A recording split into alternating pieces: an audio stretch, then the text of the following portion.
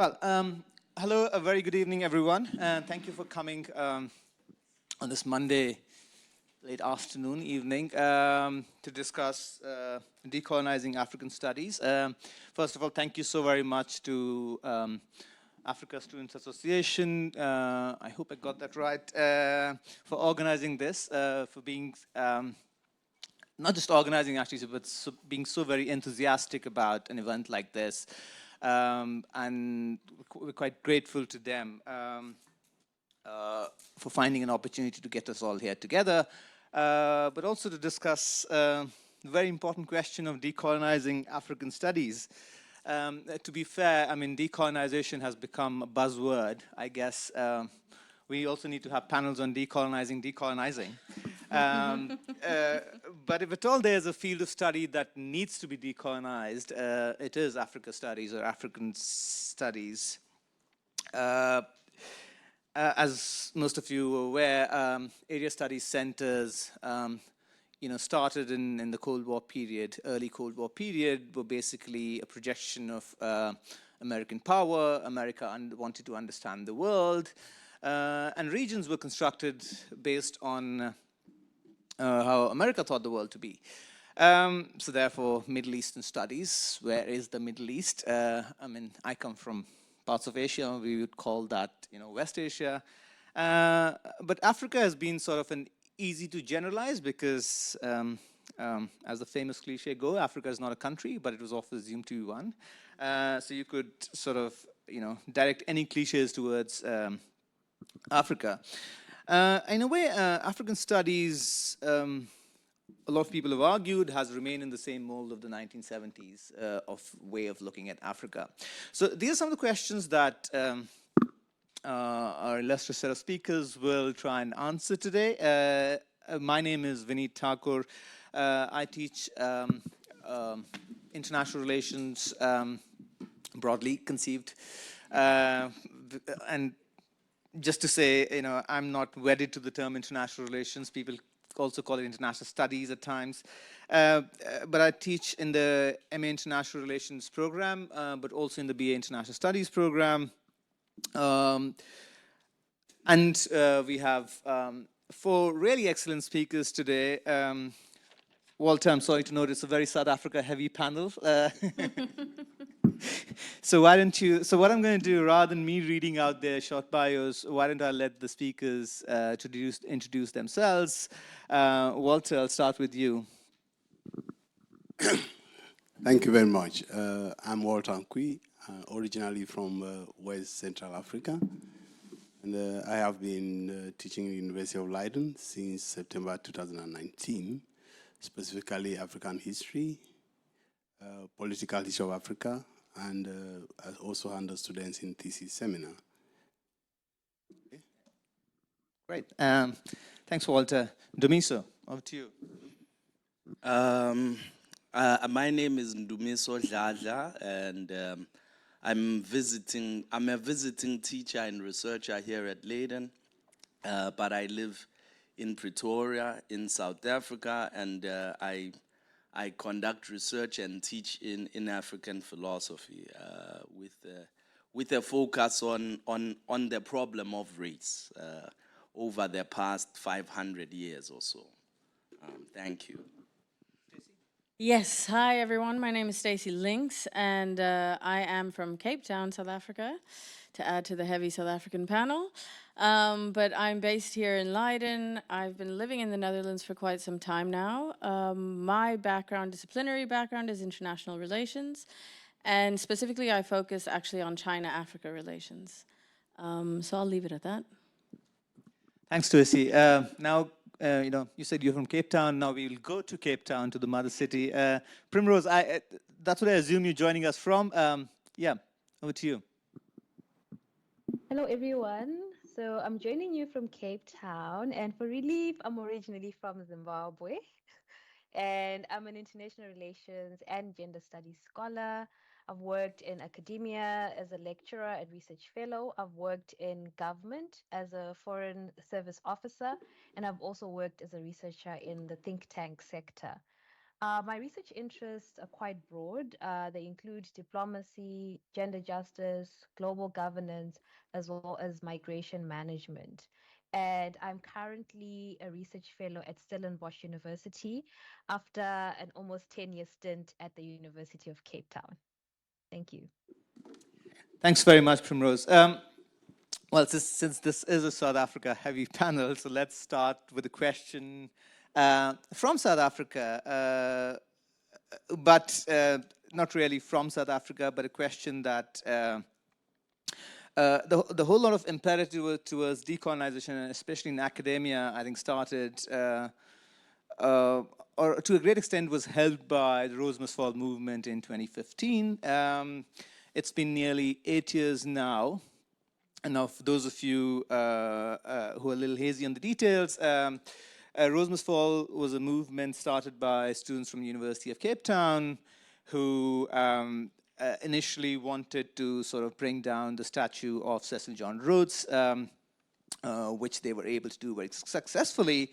And in South Africa, that movement of removal of statues then further galvanized into movements towards Feast Must Fall, and in a way became a very society-wide movement. And that's kind of a thing that I think it's often forgotten about, is it wasn't just about statues.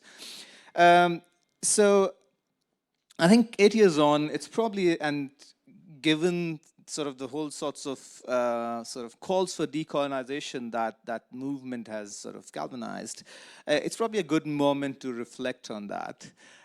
So let's go to Walter first. Walter, your views on, yeah, how do you see the Rose Must Fall movement 8 years on? Okay. I start all by laughter because there's a lot of stories to tell about Roots Must Fall. I think I have a personal experience about Roots Must Fall, and I would like to share that first before I go into the basket of decolonization. In 2010, I was completing my PhD in the University of Cape Town because my professor was there.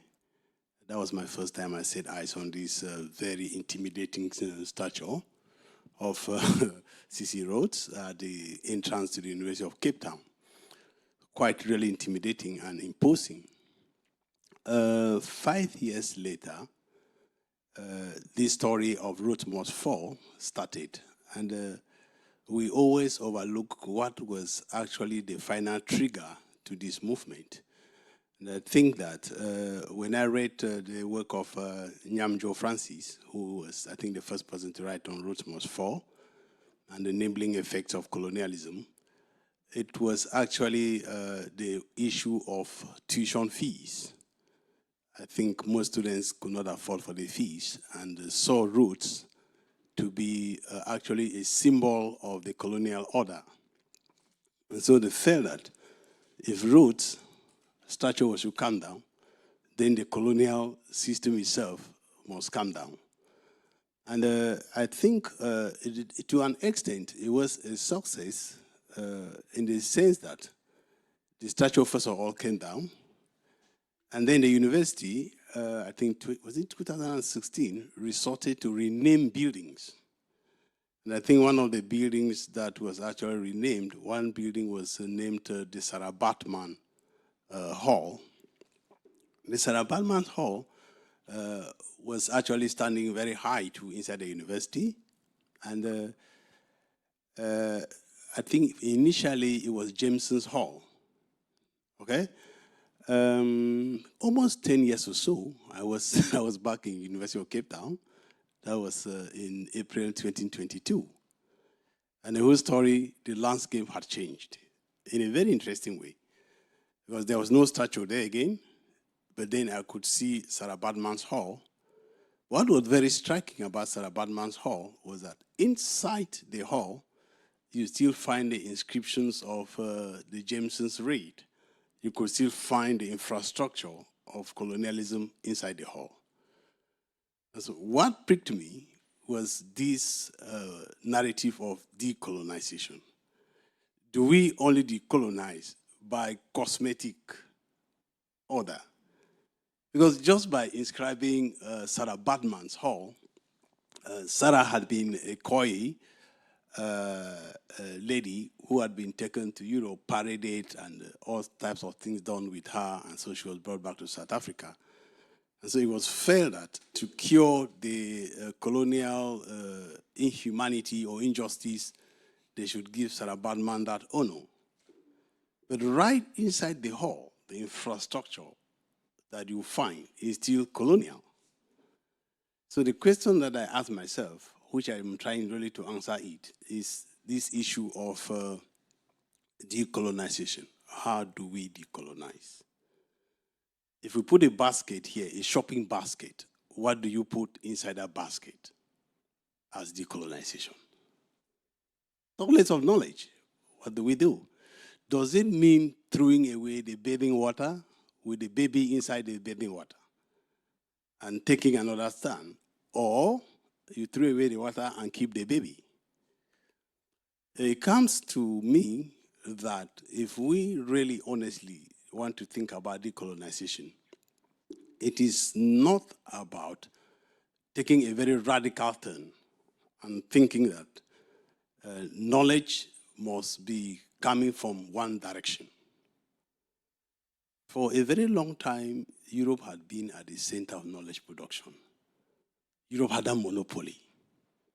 Theories must come from Europe. Europe became a maternity home where theories were given birth and exported to the South.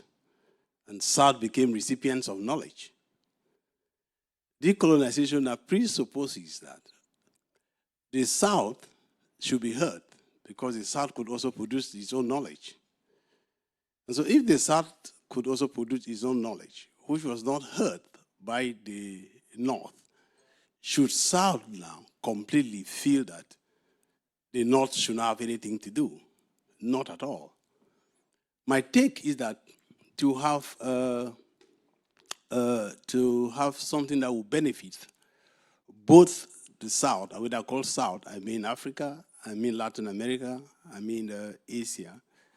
Perhaps we need to combine to look at, call it a crossroads where we meet. And once we talk about that, the South should be able to take from the North, and the North should be able to take from the South. So we also talk about conviviality in knowledge production. So when we become convivial, we now give birth to pluralversity. Pluralversity was actually coined some time ago by Achille Mbembe. And the pluralversity is to decentralize, call it, to decentralize epistemic diversity. You must not always feel that knowledge must come from one direction. And I remember my very good friend, this Nigerian writer, the latest Nigerian writer, what is her name again? Chimamanda Adichie. The story should always, a single story, a one person single story is never the story. So if we want to listen a full story, we should listen from the hunter and the lion. Because if you get the lion to tell its own story, you don't hear the one of the hunter. So if you get the story from the hunter and you get the one from the lion, it makes sense at that time. So my take about all this story of decolonization is actually that we should find a middle path, because we are never complete. We are never complete. There's a bit of incompleteness in whatever we do. If I take a practical example, and you look at me, you look at me with my Cameroonian cap, but I'm putting on a coat from Italy. I'm putting on a chain from Cameroon. So there is a combination of everything. To be so holistic, there's nobody who is complete, and so knowledge, and so disciplines. If you want to study history, you must borrow from anthropology. You must borrow from political science in order to give it authentic knowledge, or near authentic knowledge. Right? Thanks very much, Walter. I mean, we're going to come back to some of these questions again, so I'll push you again on some of them. But changing the order slightly, I thought we could go to the scene of the original crime, sort of Cape Town, where the statue was, and ask Primrose, 8 years on, what do you think have been the changes? For first, have they changed the name of the steps, Jameson Steps? Or are they still Jameson Steps? Hello. So the Jamie stairs are still the Jamie stairs. Obviously, Jamie short for Jameson, the old name of the now Sarah Butman Hall. I arrived at UCT in 2012 as a first year undergraduate student in politics and gender studies. The university mostly had white male lecturers, and I think much of what we learned in terms of the foundations and principles of politics were based on European perspectives, right? And our curricula was shaped by these very professors, and obviously that shaped our thoughts, that also shaped our ways of thinking and our ways of writing.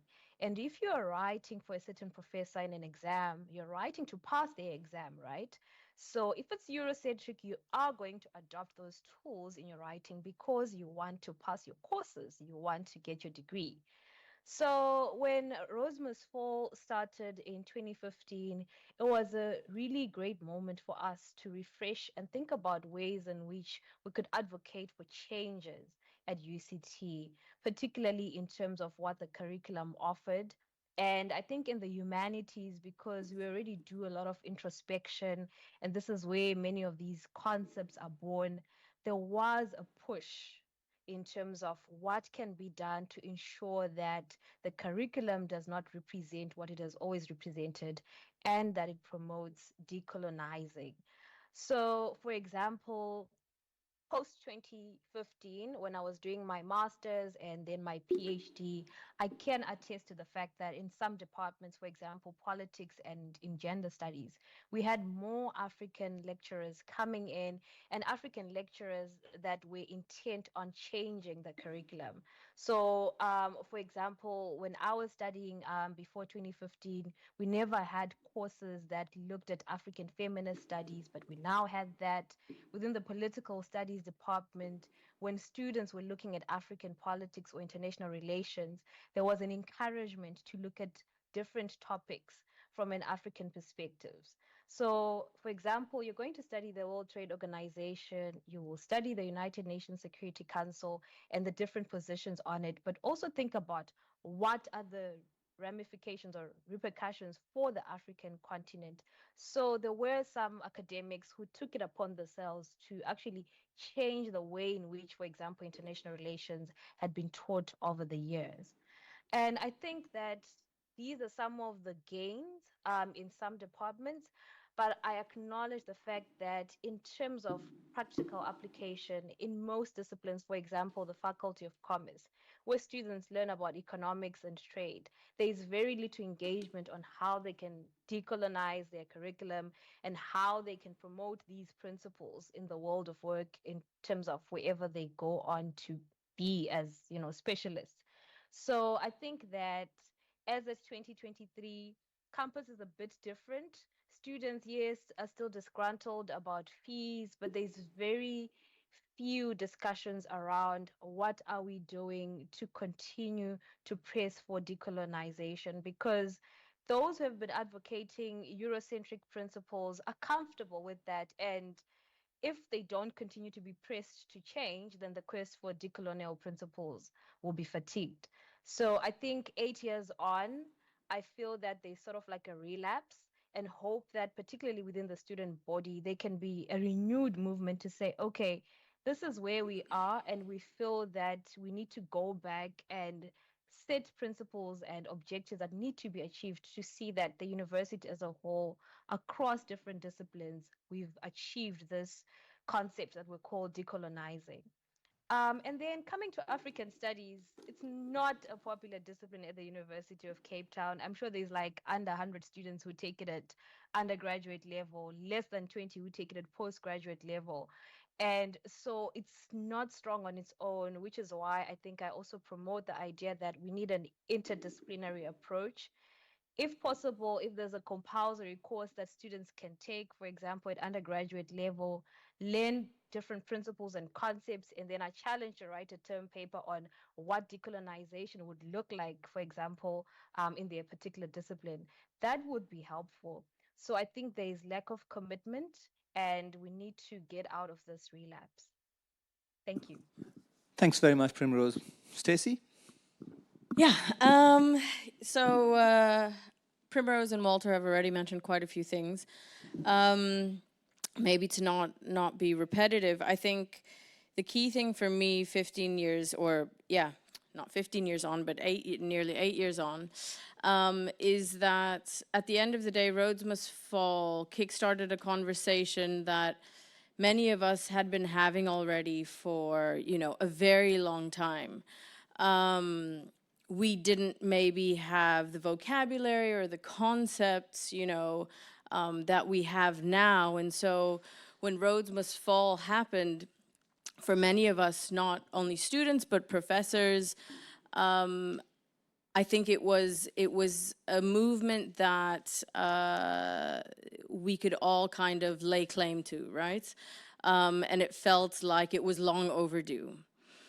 Nearly 8 years on, I think what you see and what Primrose had said in terms of a relapse is what you have in terms of the pendulum has kind of swung to the other side where, and I think Vineet mentioned this at the beginning, this phrase or this term or this concept of decolonization has become such a public fodder, right? And it's almost lost its analytical and conceptual value in that sense. It's thrown around, and I think a lot of, even our contestations around what decolonization entails has become far more part of the conversation, which is great, and that has also been a consequence of the movement, is to really interrogate what do we actually mean by decolonization, because decolonization doesn't have the same meaning across the board, right? And I think we'll unpack some of that already today, even in terms of disciplines. What decolonization looks like between different disciplines is very, very different. And outside of the walls of academia, what decolonization means is also fundamentally different. But yeah, I think 8 years on, it really has crystallized many of the issues that we have faced, particularly in academia, particularly in post-colonial states. And in South Africa, we obviously have, a very unique experience insofar of settler colonialism, right? But I think it obviously has been a very instrumental, or Roads Must Fall was an instrumental moment that gained momentum. And now it's about, swinging the pendulum back to a kind of center where we focus on, okay, how do we implement decolonization in a tangible way, right? That goes beyond just equality and inclusivity and diversity, but what does it actually mean? And this is something that maybe we'll get to later, but oftentimes there's a big conflation between, for example, post-colonial approaches and decolonization.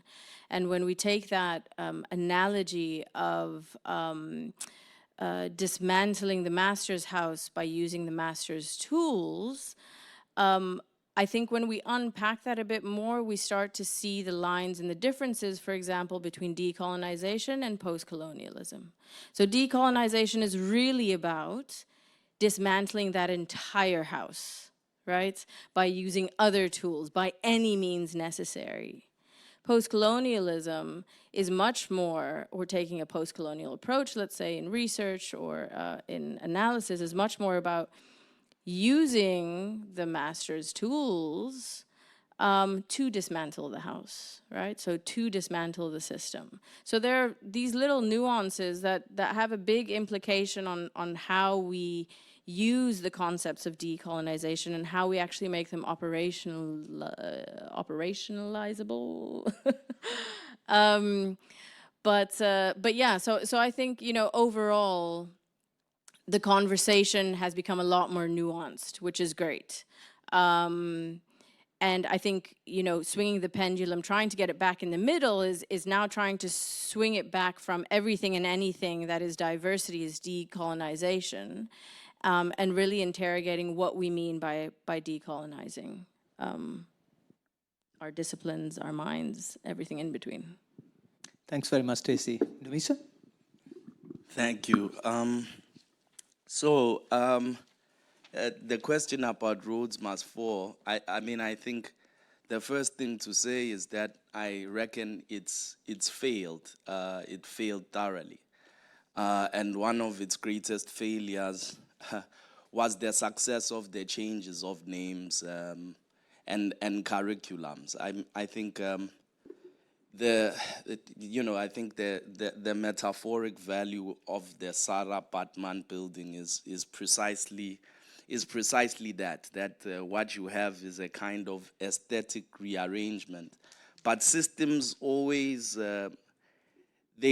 grow stronger and become more conservative whenever they survive coups. Repression always elevates itself at the time that a false attempt is made on the crown. And this is exactly what happened. I think the question which relates to decolonization is whether you can decolonize a university in a colonial society. And if the answer to that question is no, then the question is what is it that you're doing? So if South Africa remains a white supremacist society in which the life expectancy of blacks is shorter than that of whites, that means by up to 2 decades. And this is not their starting point, in a course on medicine, for instance. And what does it mean to direct oneself at the unnatural death which a society produces for the descendants of the indigenous conquered people? So if that is not the way where the conversation directs itself, then it's a game of moving chairs. It's like saying that Obama decolonized the American presidency. He received a Nobel Prize. Everyone was very happy, but he dropped more bombs and killed more people in the third world than his predecessors in title. So very often a system can perfect itself in blackface. And the predictions which were made by the theoreticians, and roads must fall is considerably different to fees must fall. One of the tricks of people like Professor Nyamnyo was the conflation of the two moments in the history of the movement. The movement's history corresponds to the history of South African politics of liberation. You had what you called the Charterist movement, which produced very famous figures in European history like Nelson Mandela, whose statue stands here at The Hague, a kind of dancing Father Christmas figure, famous for forgiving white people on behalf of the black people who were brutalized for 4 centuries and becoming a hero in the eyes of the West, a statue in London, a statue at The Hague, a statue in New York. But the silenced figures of South African history were the ones who were the basis of the Rhodes Must Fall movement. In fact, the Pan-Africanist Congress, which has a strong presence in the Western Cape, where the Langa protests happened at the same time that the Sharpeville massacre unfolded in South Africa, were the minds behind that movement. The fees must fall was its usurpation and changed the terms of order from the problem of white supremacy on the campus. The black students were complaining about cultural and epistemic alienation, but the general anti-blackness at the University of Cape Town, at every level of the structure. So very much like the Charterists and the Fees Must Fall movement, changed it into a non-racial struggle of kumbaya, about inclusion, diversity, and this is what happened. I suppose that the answer for why African studies, it wouldn't surprise me, it would seem strange to me why we should expect African studies to be popular in Africa. If the fact of the existence of an African Studies Institute at an African university is telling us that there's something significantly wrong.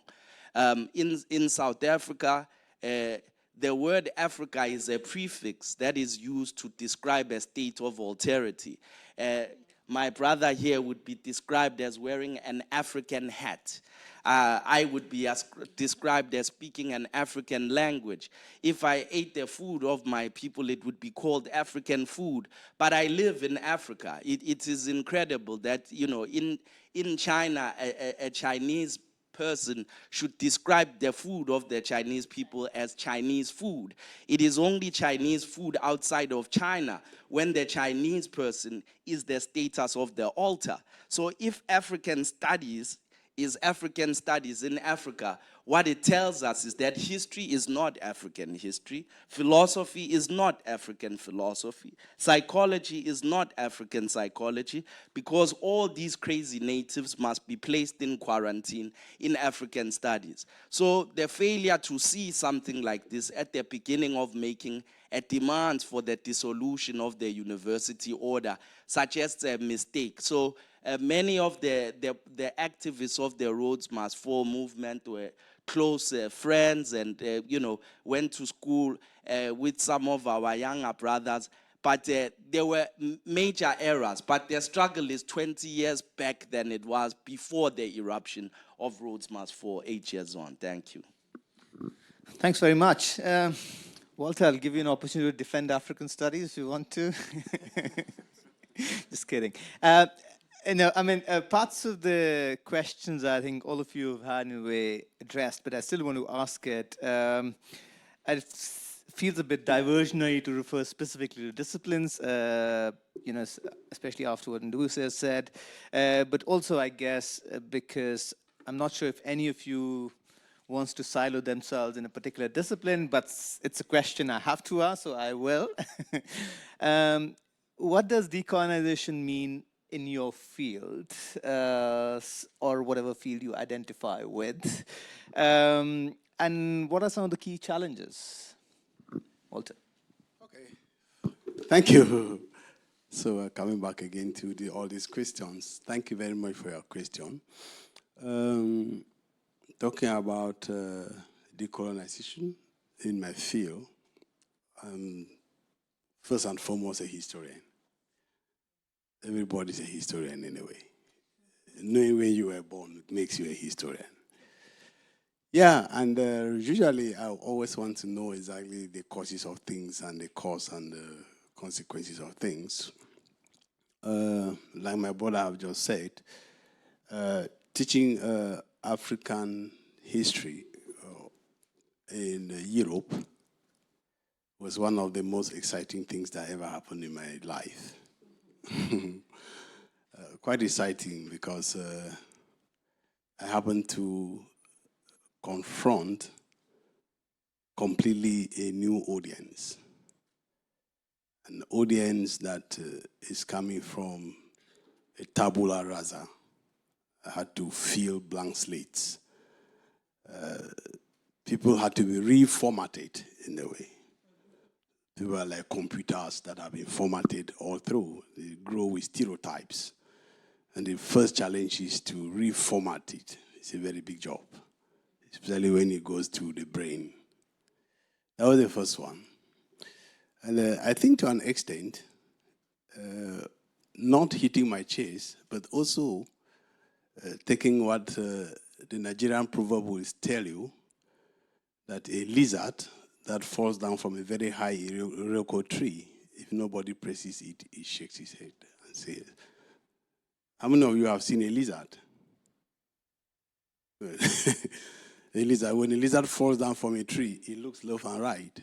When he sees nobody, he nods his head. Not only the head metaphorically that he presses himself. Yeah, and the issue of African studies actually is not exported from Africa. African studies was really founded out of Africa. It's about North America. It's about Western Europe.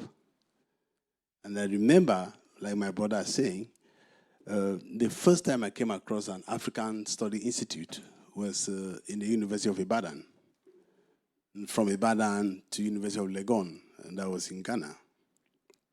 Right here now in Leiden, the University of Leiden is just starting off African studies in Leiden University. We have an African Studies Center, but not African studies. And the issue here is that we bring a lot of disciplines together, and you try to give Africa its place in the global knowledge production setting, following really the African perspective of the way it is seen and the way it is done. And that was one of my great challenge. It was how my students, whom I work with them at different levels, undergraduate, the masters, is very challenging to see it like Africans. That is what I think. Because for a very long time, African history was actually seen through the lenses of Europe. The Eurocentric lenses are built on stereotypes. And stereotypes are really, call it artificial, they are not realistic. But then to actually make students and me to teach them, see it the way it should be seen, I need to go beyond just talking. If they were African students, it is different. Because African students have a different background, who they come from. But from students who come completely from another background and they're so interested to understand Africa, you need to get it in the right direction. The second thing is about making students to understand that when we talk about Africanness, it is not only somebody who has come from Africa. It is far, far beyond color. I think one of the greatest Africanists I know came from Europe. If you are in London, you go to School of Oriental and African Studies, which was actually opened by Roland Olivers and J.D. Fetch. Those were British. You go to Northwestern, you find very great centers. Even the African Studies Center, a few kilometers from here, was opened far back in 1947. And so, when you go in to read this African history, it is not just about reading the text in front of you. You also read beyond the text. Reading beyond the text means that you need to go into African literature. And not only African literature, but reading novels that are written by Africans. If you are going into African Writers Series, which was sometimes published by Heinemann in London, you get a lot of anthropology there. Because these people who wrote from Africa, call it Chinua Achebe, call it Gogo Wationgo, these are people who are writing in response to Western anthropology. Because anthropology was actually studying the order. And studying the order gave birth to this discipline. And as time went on, anthropology is no more comfortable at home. So African Writers Series was actually writing what they saw, which the Western anthropology could not see with the naked eye. I encourage my students to read this type of novels, because they make a lot of sense. And I will quote just one or two examples. In 1952, I remember one guy who wrote a book from Nigeria, The Palm Wine Drinker. The Palm Wine Drinker was written by Amos Totula. All right. And Amos Totula wrote it in a language that was not understood by Heinemann, because he wrote it in Yorubanized English. What do I mean by Yorubanized English? He mixed the English language, the Queen's language at the time, with the Yoruba diction. And when this book arrived in London, it was simply dumped in the waste paper basket. See, what type of English is this? What is this man trying to write here? You write your local diction and you want us to understand. It was just squeezed into the paper. Interestingly, at the time, there were also Africans who joined the Western critics and this book was completely dumb. But after a very long time, as we go into decolonization narratives now, Totula has become another very major work to be read. And I think one person who has also done a lot of critique and popularized Totula is Nyamjo Francis. Because if you get it, you see what I was trying to tell you about incompleteness. It's a whole story about even disciplines are not complete. You cannot say you are a historian. 1 + 1 is 2. It doesn't go. It's no more fashionable if you want to produce knowledge. So, Chino, no, not Chino Achebe, Gugu Wationgo, which is an example from East Africa, touched on decolonizing the mind. He was a bit fed up with English and felt that novels or books should be written in indigenous or mother tongue languages, and thought that Kiswahili could be the only language. I think that Decolonizing the Mind was actually the farewell novel. It was like the novel that he wrote for the last time in English. He attempted. No, Decolonizing the Mind is a novel. Set of essays? Yeah, of course, all right. But then what he did at the time was that the error, though the limitation was that when you write in Kiswahili, what is the market to read? How many people will read the book? And this comes back to the story that we need to bring the two together. We really need to bring the two together. And if we bring the two sides together, we can now forge ahead with something meaningful. So to summarize your question about challenges, the challenges are there, but they are exciting challenges. Challenges become so difficult when you don't find a way to break through them. Because also I have a very good team of students who are really stimulated to study the history. And they made me to read even further, to think further, because I studied in an African university. Of course, African history was compulsory from the first year to the master's level. There was no way by which you could read African history as an elective. It was really compulsory. But interestingly, before the mid-90s in Cameroon, there was no African history in secondary school or high school. You could only meet African history in the university.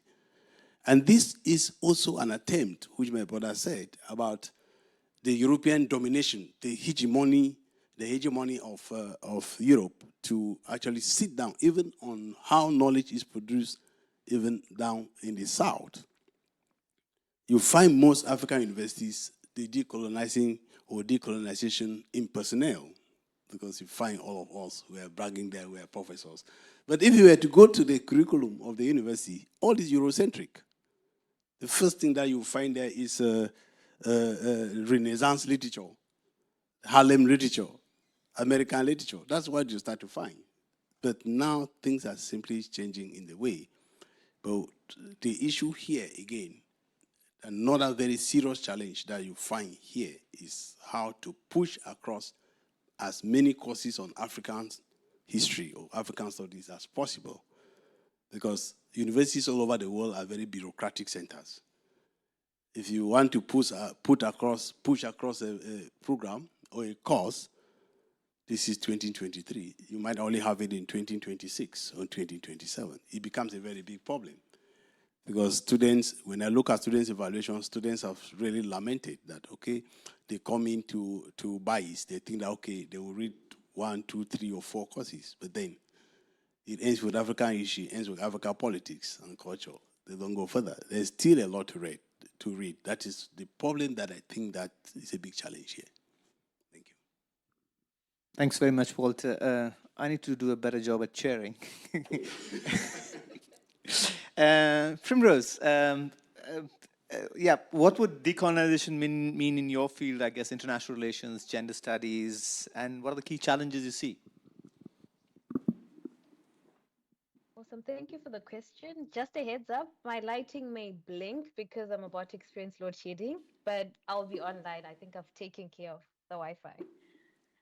All right, great. So I think in terms of international relations, I'm personally defeated when I try to think about what decolonization would look like there. Because when we speak about coloniality, for example, the concepts around neocolonialism, these stem out of international relations and how global political dynamics and global economic dynamics are shaped by the supremacy of the West. So when we are speaking about what does decolonization mean to the United Nations Security Council, what can decolonization mean for international trade and finance and knowledge systems, I think that there is currently no well thought out approach. And unfortunately, even when we speak about how we understand foreign policy, I had to do a dissertation that was looking at three African countries engaging with each other.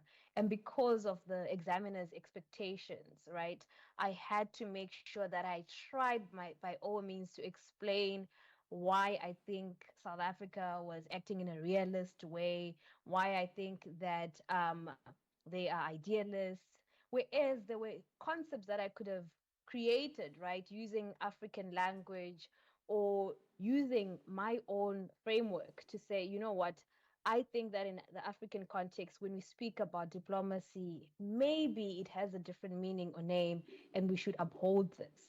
So it's a very rigid field when it comes to how you can try to start with decolonization. And then within gender studies, I think there are efforts, particularly in relation to thinking about African feminist studies or African feminism.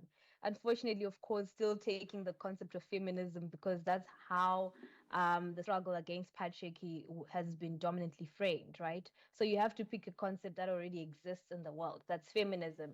But then say that we are bringing Africanness to African feminism.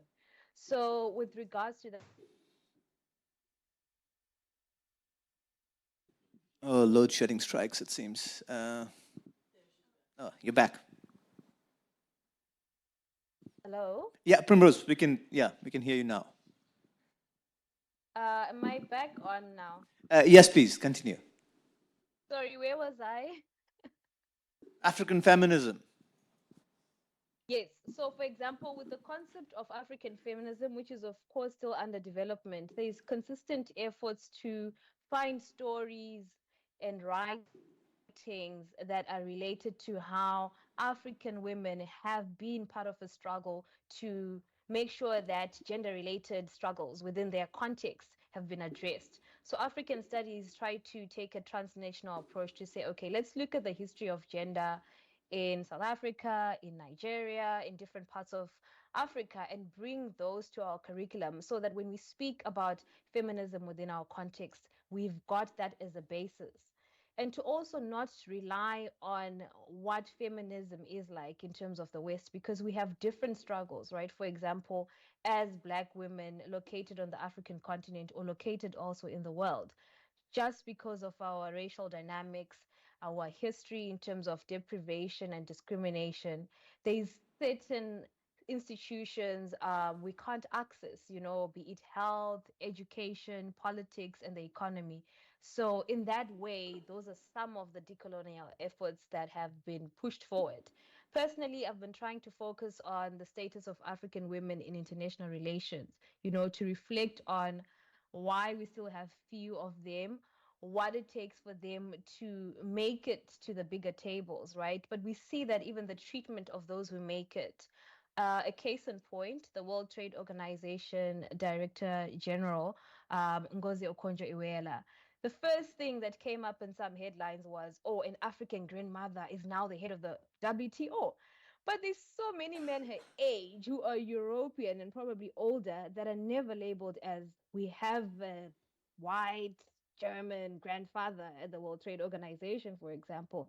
So those are some of the issues we try to tackle and interact with, so that we try and push forward this agenda that we have our own struggles that need to be tackled in unique ways, and we need to bring forward proposals for that. However, sometimes the struggle tends to be very lax, particularly when we speak about queer inclusion. There's this popular myth that, for example, homosexuality is not African. And so I think in many ways, there are also efforts to try and say, you know what, if you're going to promote decolonization, for example, what happened during UCT's Rose Must Fall movement, we had students that said, if you're going to speak about Black student struggles, we need to realize that we have Black students on campus that experience patriarchy, therefore patriarchy must fall. We have Black students on campus that experience being excluded because they are queer. We need to push forward, for example, trans identities and struggles that are faced by students who are non-conforming to heterosexual standards. So I think, to sum up, that those are some of the approaches. But of course, I think we keep getting stuck between, is this post-coloniality or are we doing this as decolonization?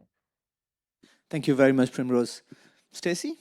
And Yeah, if I'll be brief. no, I actually also want you to, because international relations, I Yeah. wondered if you could also talk a bit about global IR, and Yeah. because it's seen as a decolonizing move, which I don't think it is, but yeah. Yeah, well, my background, a lot of it segues obviously what Primrose has said, in terms of I have a background in international relations. And for me personally, I don't think it's possible to decolonize international relations. I think that's it's oxymoronic in that sense, if that makes any sense, because in essence it's an arena, you know, where coloniality, you know, it's born out of coloniality, right? So what we see happening in IR oftentimes is this push for non-state-centric perspectives and seeing that as a form of decolonization. Now, I personally don't view that as the same, because in essence then, you know, you're taking away the very subject matter of IR, which is the state, and it remains, you know, the base unit of analysis, and it still does play an important role.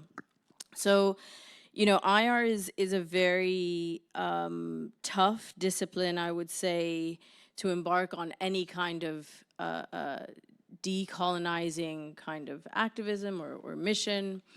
And what we have now, as Vineet has kind of pointed out, is this idea of global IR. Now, I'm not as well versed as what you are in terms of global IR, but you know, there's this idea of bringing in a multitude of perspectives when it comes to IR a bit more, right? So making it a more inclusive space and de-Westernizing IR to a certain degree. I think there's still quite a bit of gray area in terms of global IR versus de-Westernizing. And what you see happening is, you know, on the one hand, there's this pull towards universalization. And I think if any of you are IR students here, you'll recognize that. And a kind of post-identity politics and a universalization that almost seeks to, how can I say, do away with constructed state boundaries, for example, and look at things from a class perspective, for example, right? So you have the global south in the global north, and you have elements of the global north in the global south, right? So these new kind of constructions to understand various identities that cut across national boundaries, right? So there's that movement, I could say, that you know, is couched oftentimes in a decolonial coat, so to speak. But on the other hand, you also, you know, still have IR perspectives that are more focused, again, with what Walter is saying, on de-Westernization, right? Again, none of this is decolonization. Let's not get it mixed up here. But just from the IR perspective in terms of what comes the closest to it, right? And in de-Westernization, what you have is much more of this impetus to bring in alternative perspectives into our market of knowledge, right? Knowledge on the world, knowledge on how the world works. So in my work in particular, and in my teaching, what I do specifically, my policy-oriented work in teaching, I really try to explain to students, but also policymakers here in The Hague and also in Brussels, the rationale behind foreign policy decision-making, for example, from specific African perspectives. Again, this still remains very state-centric, right? But including these perspectives in the conversation, I think, is still a very important starting point, particularly in international relations, and it's to a certain degree, it's low-hanging fruit in this process of decolonization. But so, you know, for example, in China-Africa relations, which is my specialization, there are a lot of assumptions about the way that China-Africa relations work, the underlying principles of China-Africa engagements, and oftentimes we view these relations through a very Western, Eurocentric lens. And so in my work and in my classes, I really try and unpack that and look at what these state-level analyses, what a regional perspective, right? So an African, as generalized as that is, perspective can add into our understanding of foreign policy making, for example.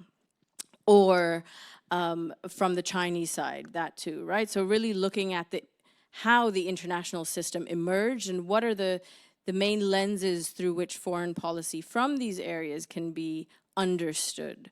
So that's, in a nutshell, IR, but I think IR is probably, yeah, one of, I wouldn't say the toughest, but a very tough nut to crack when it comes to decolonization. Thanks, Stacey. Ndumiso? I know, philosophy, history. All right. Yeah, so I'm not sure if I'll be in the confines of the question, but I think first, I guess, we should, you know, philosophy, at least amongst the Anglo-Saxons, is obsessed with working out definitions and conceptual analysis. And I suppose that the first and starting point of a philosophical approach from this point of view is to ask the question, what colonization is at all? And at least being bound by the etymology of colonization, there's no way of getting around the violence of the word. It's about the elimination of human beings and the destruction of communities, the committing of genocides, the subjection of people to an external will and their conversion into instruments of another will, the injection of people with a foreign will and the rearrangement of their life according to the dictates of that external will. It also entails the gaining of a usurpation of dominion over their territory. So it is about the elimination of an existing sovereign power and its conquest, and the placing upon people a new conqueror who then rules this territory on the basis of force, which over time is converted through the use of discourse, of religion, into a purportedly legitimate right by recourse to various kinds of chicanery. But the point is, you know, to decolonize then suggests the undoing of this process.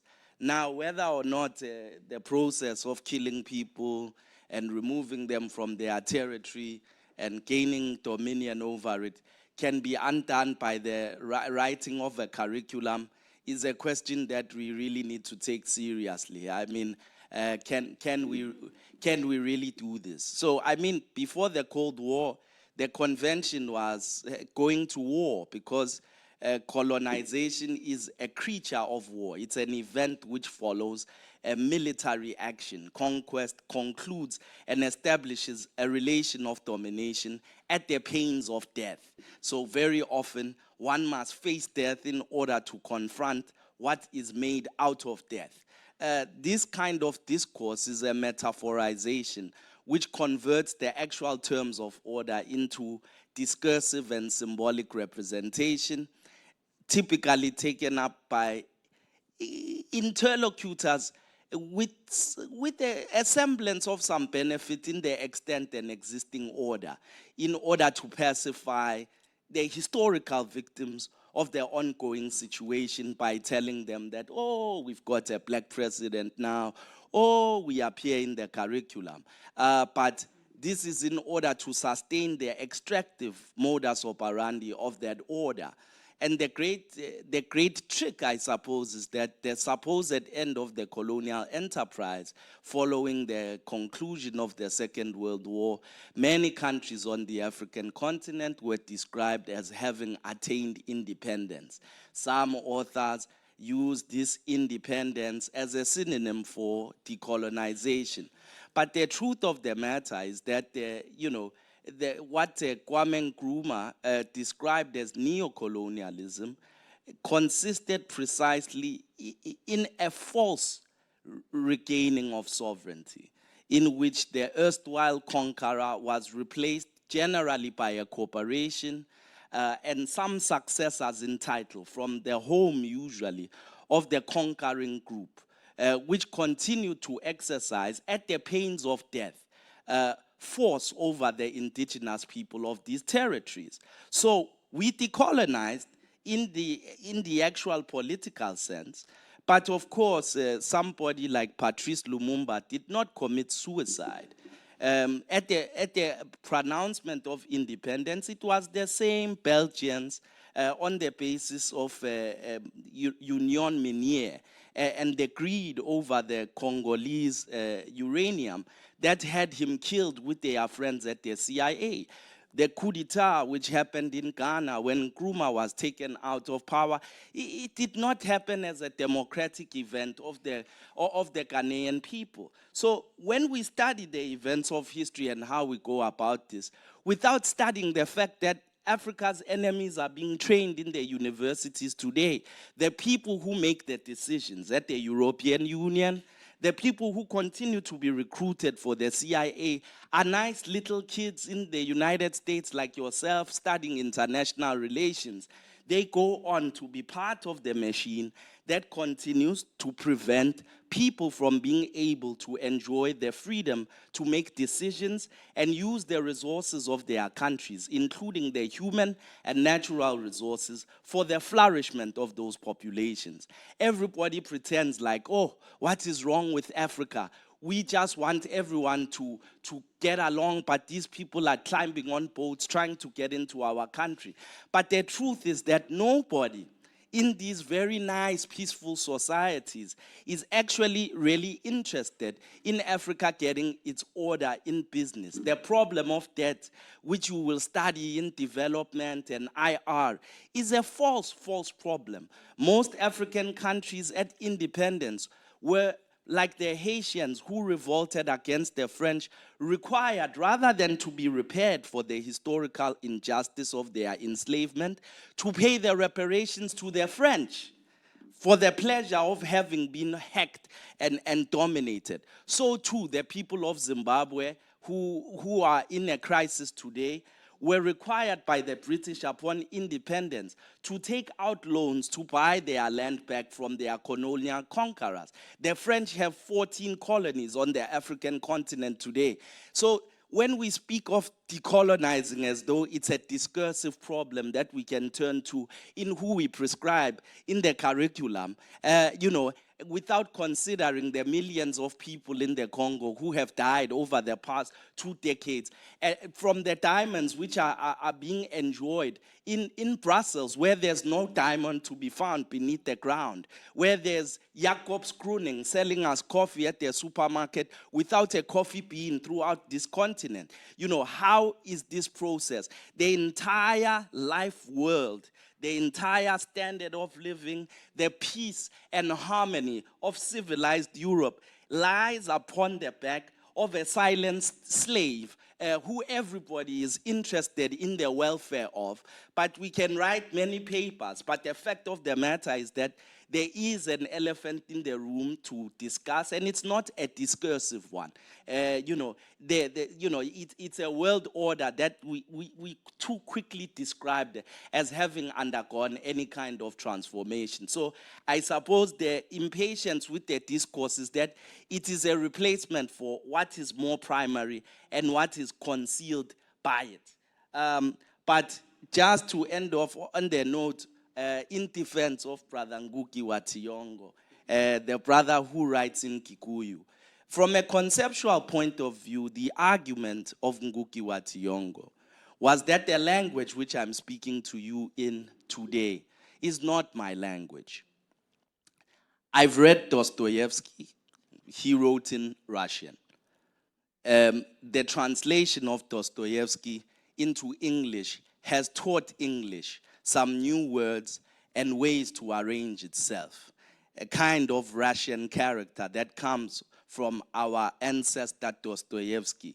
I have read Jean-Paul Sartre, I've read Camus, who both wrote in French, but I read them in English. I don't speak French. There is no doubt of the character and concepts which the translation of their text into English borrowed from the French language.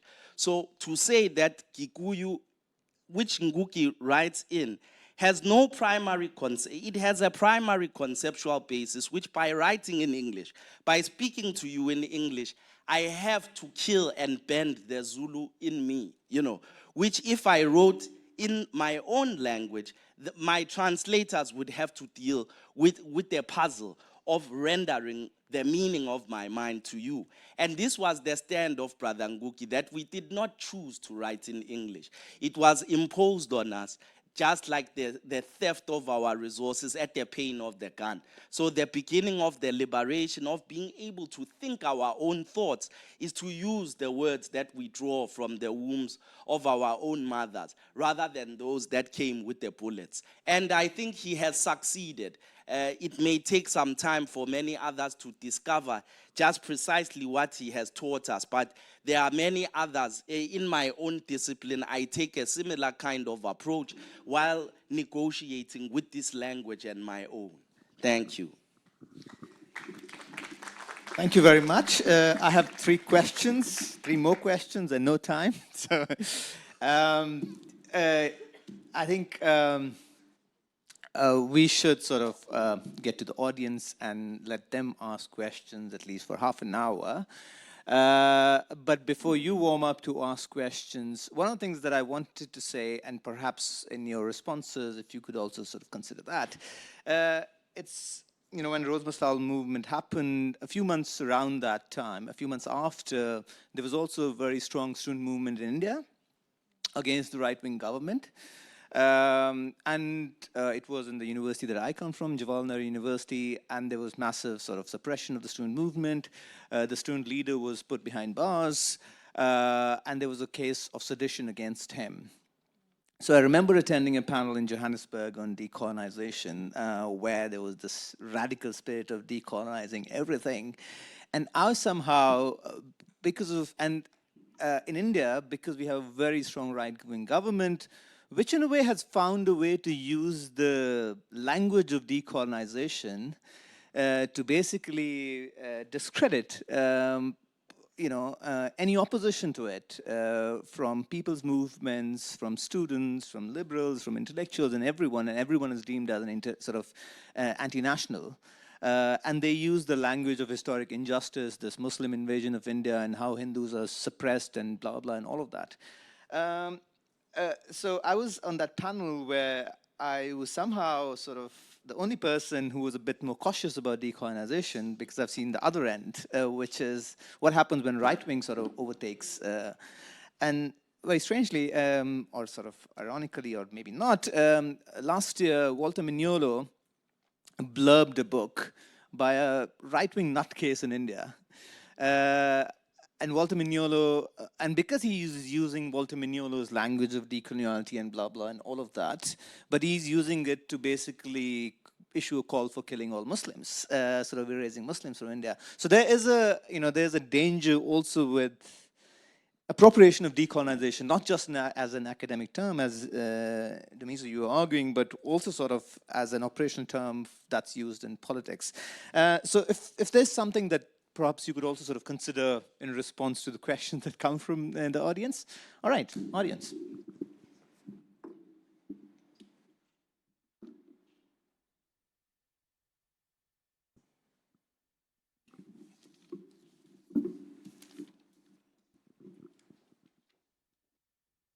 This is like a question to you, Stacey, and you. I'm sorry, I forgot your name.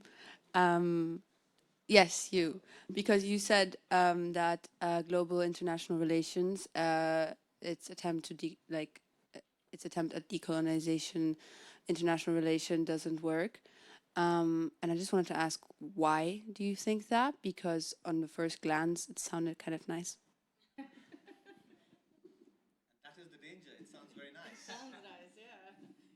Yeah, I think, and Vineet, please feel free to also jump in.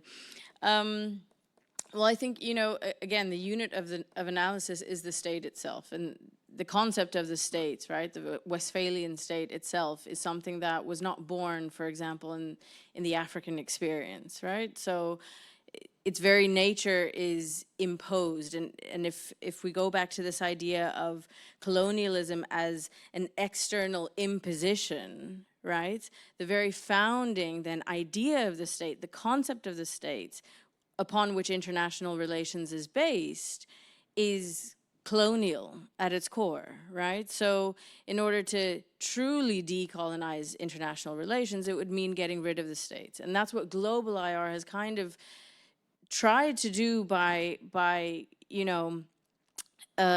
calling to this kind of trans-state or trans-regional categories of people, right? Or communities, so to move beyond the states. My challenge with that is, the state itself, and this maybe goes to some of Vineet's issues that he brought up now in terms of the case of India, is that even state, people, state, community relations are so diverse around the world, right?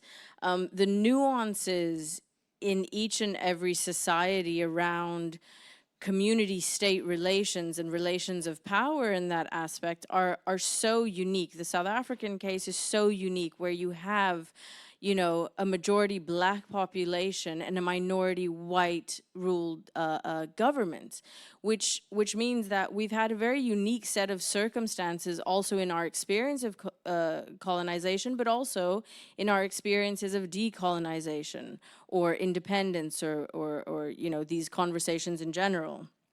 And so the solutions that you find to these issues of power, right, and inequality, for example, are necessarily going to be very different. So that's why, for me personally, part of what's very important from an IR perspective is to not feed into this universalization impetus, this idea that we need to come up with generalizable theories, right? This very positivist assumption that mainstream IR works from. And that's where critical theories can really help us to kind of take a much more nuanced approach to understanding the international, is what I would say. Thank you for the question. I mean, global international relations to me, I'm Indian, so it's like chai tea. It's the same thing, chai and tea, but it's like buying one thing for the price of two. So those of you who haven't heard of global IR, it's a term that started with the scholar called Amitav Acharya, and the way he explains it, I'm going to explain it the same way, is he argues that international relations should be like a multiplex. That in a multiplex, if there are 7 movies playing, we should be able to choose which movie we want to see. And every movie should have a space. You should be able to go. And for him, and he argues, this is how diversity in the discipline will happen. All well and good, but then there's a problem with this whole multiplex idea, that there is a reason why a Disney movie earns $1 billion, dollars, and an indie movie, it plays in the same multiplex, attracts a certain kind of audience, very niche audience, very elite intellectuals, and they do indie stuff, and that's what happened mostly in international relations. Post-colonial people are in different silos, feminists, everyone has a space, but they're not really talking to each other, they are in separate spaces. But then there's a whole political economy of the discipline, where the way journals are run, the way book series are run, the way publications happens, tons of these things. Global IR doesn't answer any of this. But more importantly, what it does is it makes international relations kind of a liberal project. Everyone is welcome in the tent. It's kind of the Nelson Mandela approach. And it defangs critique. So what you would see is today is all kinds of IR scholars, mainstream scholars, family mainstream scholars, start with a citation to Amitav Acharya, Global IR, and after that they don't have to cite any of the post-colonial, feminist, decolonial, any work. Because by citing Global IR, they have paid obeisance to all kind of critical work that is there.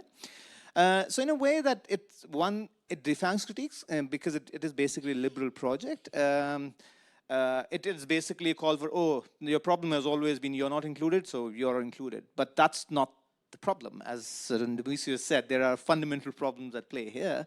But also this inclusionary gesture in a way also comes at the cost of sort of removing citations for, if you are going to cite something critical, cite critical people, shouldn't be citing, global IR, and that's what is happening. So that's my problem with global IR. That's why I don't see it as a decolonizing move. More questions?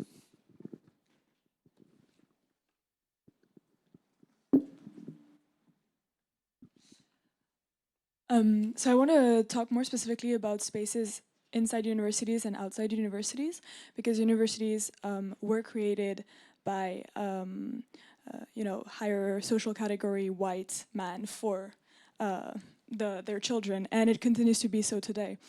And a lot of people think that talking about decolonization is obsolete inside universities, and so I wanted to know what you would think. Should we start and create more spaces outside of universities to talk about these issues, rather than continue to pursue these discussions inside universities where we know and have been doing so for so long with very little change? Thank you. I was wondering if we could club a couple of questions so that, any more questions? Yeah, thank you.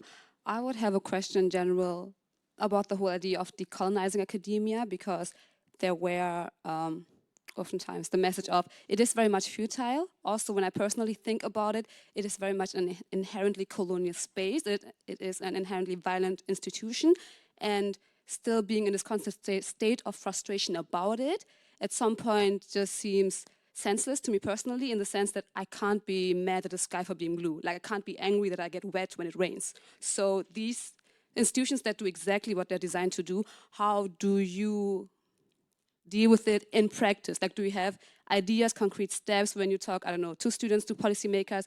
Do you think your message is to mitigate the effects? Do you think it is to educate individuals who could still have the energy to actively implement change? Is it mitigation, or do you think it's just like playing this game, getting this paper, and that's it?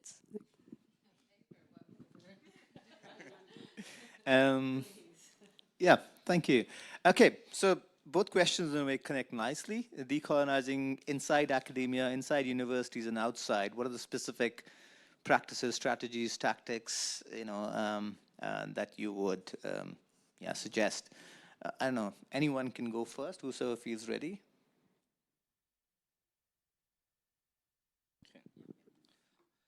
I think I understand the questions to have more or less the same meaning, this is a very difficult question, because as you can see, I work at a university, so surprise, surprise. It's a, it always depends at which time one is born, the way in which the social and social and political contradictions present themselves as life unfolds. But I suppose that it is the case that many of the things which find expression as war, as domination, all have, they all at one point in time have, I mean, I think the interest that drew me to philosophy in the first place was, at least I was still foolish enough to believe that the buck didn't stop, but it appeared to me that philosophy was the only discipline in which the incessant question why was never stopped from being asked, where, you know, everybody else would eventually become irritated and say, you know, you now have the answer that you must be satisfied with before posing another question why. So their search for a foundation. So I mean, behind everything that we're doing, and whether or not we're considering its theoretical basis, there is knowledge. You know, there is knowledge, and there is a power relationship to the way in which constellations of knowledge actually operate. But throughout time, there are ideological battles which are happening in the university. The most effective ones happen in such a way that you don't even see them in the university, because those people were fired, they were killed, they were erased from the curriculum altogether. If at that time they posed too great a threat to the consensus that's responsible. But as in all political phenomena, these things continue to renew themselves. People who are not supposed to be there make their way in and bring their streets to the classroom, you know. And but I suppose that it is not the end. The university is not an end in itself. I'd like to think in a liberated society where it is possible for us to pursue knowledge for its own end, everyone could be here to study simply because they wish to understand. But under capitalism, that's not what most of you are doing here. You're here to be trained so that you can be clogs that will be employed in different parts of the machine. And if you live in a society where it isn't necessary for you to work because of a very good social base which allows you to ask questions for their own sake, then you need to ask yourself the question who your society is enslaving in order to make you free. Because once you ask that question, you will find an answer, you know, you will find an answer. So in a world in which we're all free, I think the university will be an ideal place where we can ask questions for their own ends. But in this world that we live in, my own judgment, which directs my own activities, is by making a very basic ideological distinction between whatever is purportedly knowledge that serves to obfuscate the relations of domination, to conceal the actors and the forces which are in motion, and what we're actually doing, who it is that it benefits, you know, including what we're training our students for. I work at a law school, and you can imagine that asking a question about the law firms is not going to make very good commercial sense for the university, but the university says that we have academic freedom. So these are questions which are to be asked. Who is benefiting from the training that has you implementing all of this? So then there is knowledge that effectively will destroy. It cannot but destroy through the kinds of questions which it forces the actors who do study. And some people will study so that they can say one day when they are running their hedge fund, you know, when I was a young man, I once studied this, and this will be a very nice thing to say at the dinner party. But very often it has been the case that people have studied and then gone to give up their life that they were supposed to lead in the domination of others to overturn these systems. The people who I was citing who were assassinated, they are the people whose footsteps we hope to follow in. And some of them at some point in time, their conversions happened at the university because of people who dared to press in a way that was against what the curriculum was supposed to push. So I do still believe that human beings can change even by learning new things, that some human beings have the courage to take what they learn and use it, even if it means having to give up their very soft and cushy life, which depended on their accepting that things have always been this way and must stay that way. But of course, there are also bastards in the same classroom who will, no matter what, use whatever knowledge whatever they learn about whatever advances liberation is making, will use that knowledge in order to undermine any cause. And of course, during the Cold War, we know intelligence agencies employed students and placed them in class. If there is political and economic power at play, this continues today.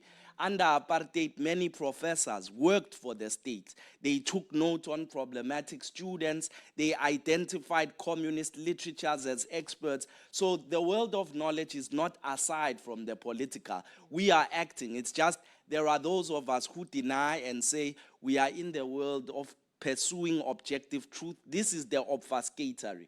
I think it's to direct ourselves to realize we're implicated in the political mess and either to work to end this or to continue to enjoy it. Yes. Okay, can I go first? Primrose. Awesome. Thank you very much. I'm going to try brief. About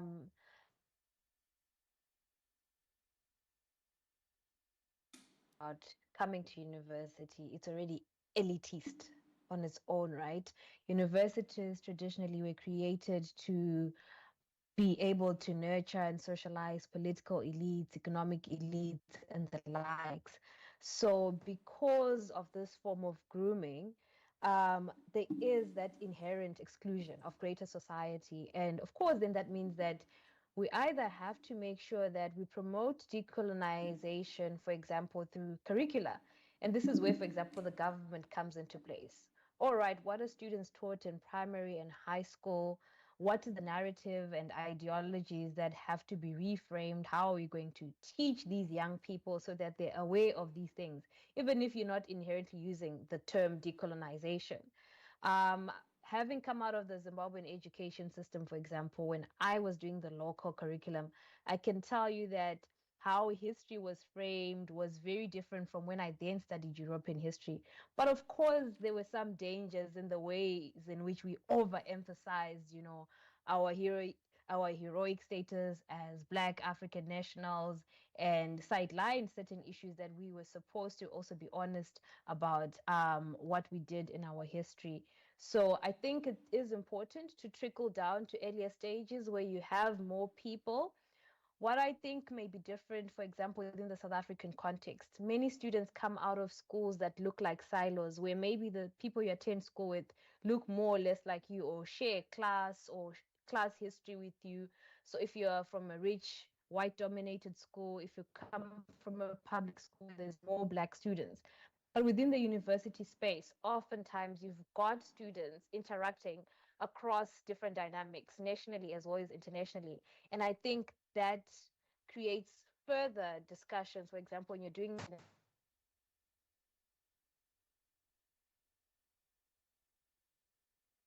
African studies thus far, for something to gain a lot of support, it needs to become a norm or something that is trendy. So maybe we need decolonial influencers, we need artists, musicians singing certain things, and hopefully, if they get that much attention. But it's always an idea of, do people want to listen or see this? But I think that these are some of the strategies that we can sort of like promote. And we do have those artists and people that have been doing some work. It's just that it's not as global as it should be. Thanks very much, Primrose. Decolonial influencers, that sounds really cool. All of you on Instagram, you know what to do. Stacey, Walter? Walter, guide us towards the better angels of our nature. Not much, not really much. I think that Saba asked a very excellent question with Kojo. And it is really picked on the university, which is the ivory tower of knowledge production. But then, if we have to move decolonization from the box and out of the box and without the box, we must not be able to sit in a setting like this and talk about decolonization. It might be very implicit, the way we practice it, the way we eat, the way we dress, the way we get to each other, our daily activities will, in a sense, be actually showing how we can borrow from each other and live in each other's spaces in form of tradition and cultures. But that would not necessarily actually mean, in a sense, decolonization. But for you and me, who have gone through this bakery or through this oven, will know that this is decolonization. So it could actually happen in day-to-day life, but then it will not be inscribed as decolonization. No, yeah, just maybe a point insofar as the university. I think, you know, when you start with these ideas of decolonization, you're faced with structures that are so huge. And I know in my own life, in my own work, you know, it's especially when you're young, you want to dismantle everything and put everything on its head, and then you realize life is quite complicated. I know for myself, you know, I grew up in South Africa. I did my bachelor's at the University of Stellenbosch and had my own experiences there of supremacy. But, you know, I then found myself in Leiden, away from home. And for a very long time, I wondered, you know, what is my place here as a South African, as an African in Europe, and as part of the quote-unquote diaspora. You know, what do I do with myself here? And I will say, you know, as life goes on, you find your purpose. And one of my purposes has been, as was said earlier and by Walter, is also, you know, teaching European students who know very little about Africa and African politics and international relations to view things in a different perspective. So, you know, we may not all be able to change the international economic order. We may not all be able to topple capitalism within our lifetime. But as cheesy as it sounds, you know, you find your niche and you find your corner and you work on things in that kind of a way. And it's a process, you know, you're constantly evolving and changing in that sense. And so, yeah, I find it, you know, immensely rewarding and interesting to even see how my students change their perspectives from walking into my class. Day one, I have them write on what are your general perceptions on China-Africa relations. And at the end of the semester, I ask them to look back on that piece of paper, and 9 times out of 10, their perspective has changed quite drastically to their own surprise. And so I do think that, you know, we're making strides and we're making steps, albeit small, and maybe it's not seen that much, but I do think the university, you know, these changes take time. They take time. Thank you, Stacey. I also want to sort of add there, I mean, I have a rosier view of the universities, but that's partly because I studied in a university in India, which was almost like a working class university. Our student fees remained the same for 20 years. So I paid like $6 per year as student fees, which is throughout my education. But it was also a very university where, well, you went to the classrooms to learn and all of that, but most of the learning happened outside the classrooms in student movements and in protests, marches, discussions. So, you know, there was the life in the university, but not outside the classrooms, but so vibrant, which of course, in the kind of space we are in here, becomes very difficult. So it is, in a way, I think, I wouldn't say possible to decolonize in a way, but that's a very different kind of university setup, which I guess is also very different from South Africa, where you have to, university is a gated community. You enter those gates, you have your cards and all of that. It's only then you can enter. Where the university that I come from, it was kind of, it was not different from the city. Yeah. Final questions. Yes, please. Yes, first of all, thank you for this discussion from my side. I wanted to ask, beyond this panel discussion, how is it possible to continue having this critical conversations in our daily student life? Because I experience we study politics, we are 500 students in a lecture hall, and there's little conversation, discussion. How can we continue thinking critical in an uncritical environment?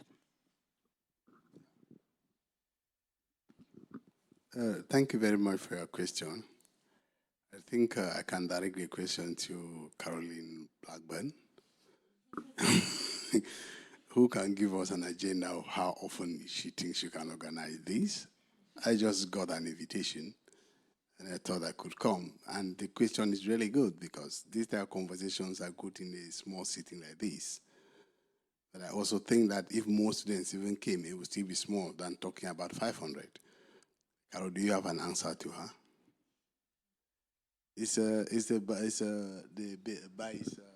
Yeah, Caroline specifically said to me, don't mention my name. Yeah, so Caroline, I don't know. Your name has been mentioned. Caroline Jade, I don't know if you want to take that on. No, we'll definitely try to organize more events like this. But I think you meant more in general, right? Yeah.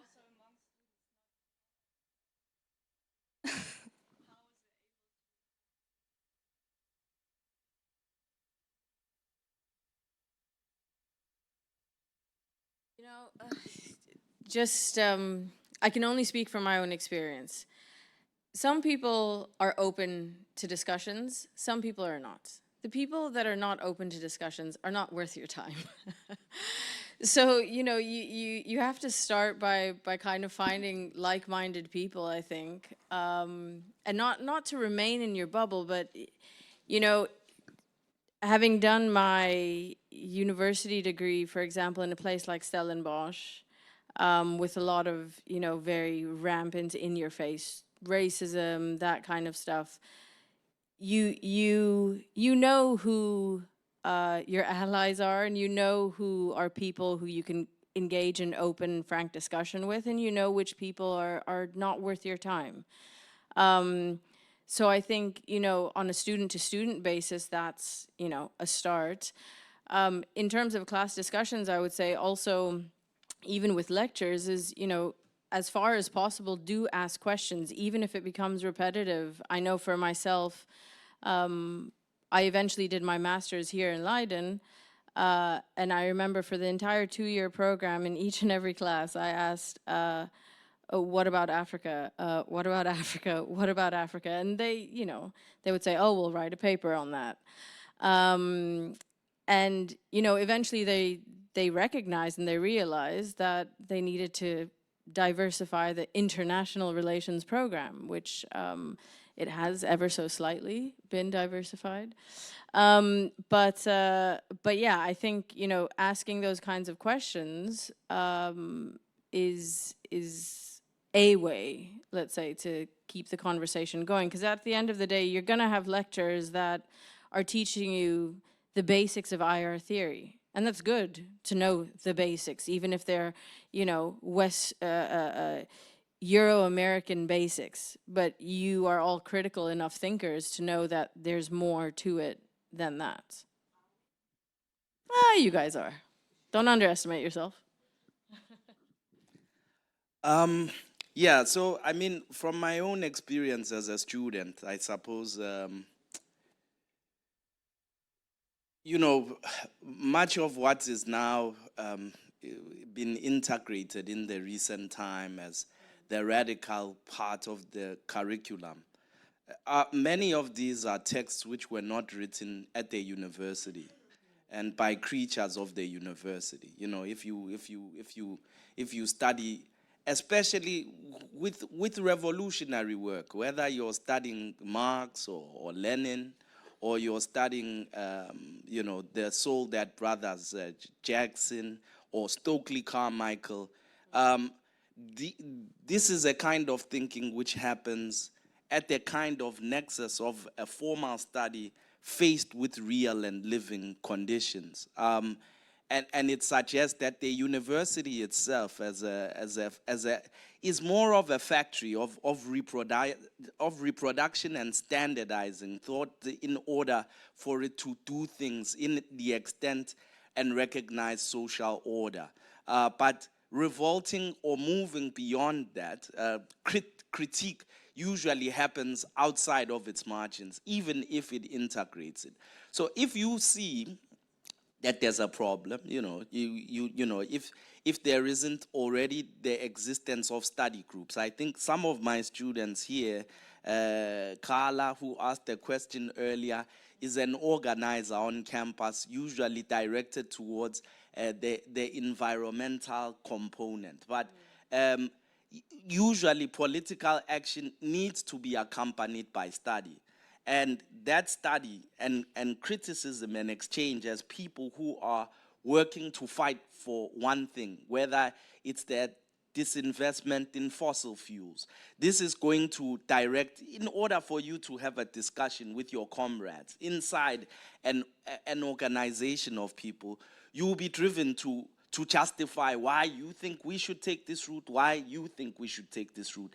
This is going to drive you to YouTube videos, to TikToks. It's very difficult for me. I'm quite old school to concede that TikTok is the way that knowledge is now transmitted. But to make some of your own TikToks, giving book reviews for other students to see the importance of studying a particular, but it's one of those instances in which if you recognize this vacuum, you are probably not alone. Out of the 500 students that are there, there are others that recognize some of the gaps in the curriculum, who see the contradictions in what the lecturer has claimed. That no, but actually, whether my aunt is a diplomat and she told me that we actually did bomb Nord Stream, or I was actually in China for 2 years, and this is not how they do things. And to figure out why it is that these gaps exist and organize with these students. It doesn't need to be a lot of people. But many political movements have grown out of precisely that. Once one has the courage to see the contradiction, one begins to study the whole, that vacuum.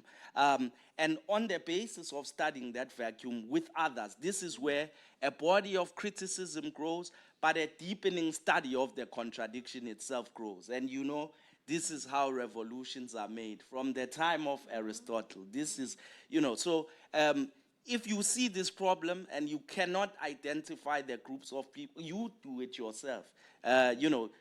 Put a mailing list out, see who's interested, begin with some text, the others will recommend. You'll see what happens, you'll see. Thank you. Primrose, final word to you. I don't think I've got much to add. Much of what I wanted to say was spoken about in some way by the rest of the presenters. Definitely doing your own deliberate literature search and reading and finding people that may share the same with you, and if you're considering postgraduate studies, think about finding supervision from someone who is focusing on these issues, work with them, and then that gives you a more in-depth grasp. But definitely also multiple forms of media that are available nowadays. And maybe every time you watch or hear something in international relations, take note of it. Think about, where is the Africa in this, or how is this narrative promoting the dominant, and what else can be said? So just active thinking through and through, and then bringing that up into discussions. Participate in seminars and conferences. I'm not sure if that's a concept that some of them are familiar with at this stage, but those are also welcome approaches in terms of furthering these conversations. Thank you.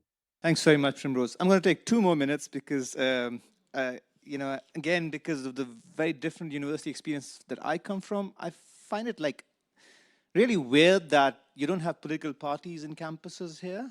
So university I came from, so just giving out my personal experience, I was in the military, so I came from the military to the university, so I was quite right-wing. I come into the campus, and it's a very left-wing campus. I was trying to avoid the political leaders for the longest time, and one day they caught me. For 4 hours, they brainwashed me on Marxism. And so most of the texts actually we read, sort of critical texts like on Marx, Paulo Freire and that kind of stuff, it was never in the classroom. It was always outside the classroom. We'd have these debates where we'd write these pamphlets and they would be distributed across the university every evening in the mess, and everybody used to read those pamphlets. So there was so much of culture of this public discussion outside the universities, and all of that was because there were political parties which were ideological political parties, and you would have these massive debates every evening in the university outside of the classroom. And that kind of, and political parties is not just about, ideology, it also teaches about organization. How do you organize, how do you canvass, how do you write, and all of those kind of things. We have that a lot in South Africa too. Yeah. Here in the Netherlands, especially in the Hague campus, so disjointed. Yeah. It is a lot more difficult. Also, the kind of buildings that these are, it becomes very difficult to organize any of this. Anyways, guys, thank you so very much to all of you for coming and staying here for almost 2 hours. Thank you to the speakers. It was thought-provoking, and I'm going with a lot of thoughts and ideas, and great. Thanks you so very much. I just have one announcement. There's a Let's Talk About Sudan event in Weinhaven, 2.59 at 7:15. There's a €5 entrance fee, and there are plenty of stuff. So I think the African Students Association folks are also going there, so you're most invited to go there. And since you were talking about what do we do, I think that's a good point to start from. Well, How much did Caroline charge them for this one? €20 each. I want my share. No. Oh, sorry, I should have mentioned that. My apologies, yes. They did mention that. But I read here 5 entrants, so yeah. So that's a donation for Sudan, sorry. Yeah, but thank you so very much. Let's give a round of applause to the speakers, to all of you.